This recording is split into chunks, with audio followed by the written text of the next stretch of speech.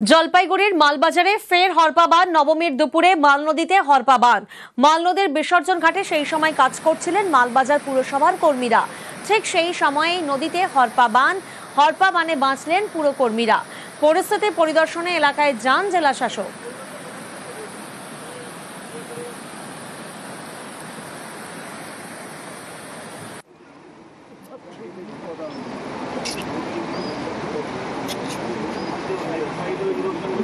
তারপর আপনাকে ইনফেক্ট করতে হবে।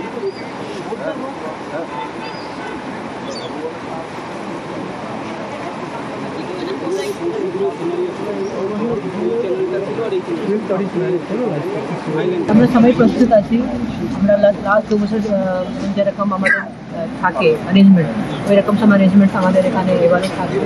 জলপাইগুড়িটা বেড়ে গেছে, হোপফুলি কালকে আবার নামতে পারে। এটা তোমরা সিভিল ডিফেন্স আমাদের সাফিসিয়েন্ট থাকবে এখানে, পুলিশের ফোর্স থাকবে এখানে, আমাদের মিউনিসিপ্যালিটি থেকে ভলেন্টিয়ার্স থাকবে এখানে।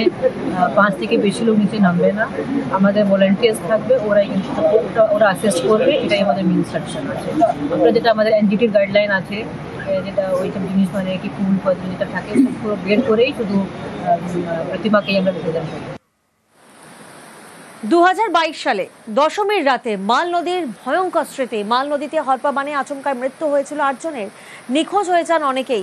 সেই ছবিটা এই মুহূর্তে আপনারা দেখছেন। দুটো ছবি দেখাচ্ছে, একটি গতকালের ছবি যখন আচমকায় হরপাবান আসে, এবং অন্যদিকে 2022 সালে প্রতিমা নিরঞ্জনের সময় আচমকায় মালনদীতে হরপাবান, যার জেরে মৃত্যু হয় 8 জনের, নিখোঁজ হন অনেকে। এবং সেই আতঙ্কের রেশ কাটতে না কাটতে ফের একবার মালনদীতে হরপাবান।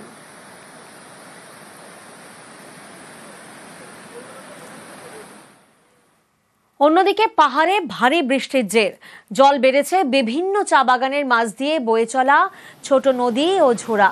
মাটিয়ালি জুরন্তি চা বাগানে ধোবি খোলায় বেড়েছে জল। ঝোড়ার জলে ভাসছে রাস্তা এবং কালভার্ট। জল বাড়ছে অন্যান্য চা বাগানেও।